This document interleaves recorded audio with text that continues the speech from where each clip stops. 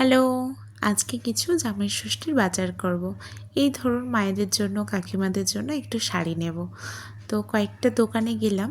তো এখন new quality কিছু শাড়ি উঠেছে, সেগুলোই একটু দেখছিলাম।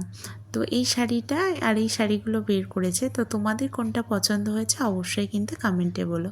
আমার এটা নিয়ে তৃতীয় বছরের জামাই ষষ্ঠী। কারণ আমার যে বছর বিয়ে হয়েছিল সেই বছর বিয়ের এক সপ্তাহ পরেই আমার জামাই ষষ্ঠীটা পড়ে গেছিলো। তো চলুন, শাড়ি তো কেনা হয়ে গেল, এবার শাড়ির সঙ্গে ম্যাচিং করে সায়া ব্লাউজগুলো নিয়ে নিই। তারপরে চলে এলাম একটু কিছু কেনাকাটা করতে, কারণ আমরা তো বাড়ি থাকবো না, বাবা মা বাড়ি থাকবেন।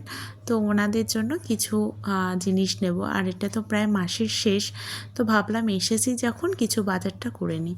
প্রায় সব বাজার হয়ে গেছে। আসার পথে দেখি দাদাভাইটা ভ্যানে করে আম বিক্রি করছেন। তো দেখে ভীষণ ভালো লাগলো, আর আমগুলোও খুব সুন্দর, তাই নিয়ে নিলাম।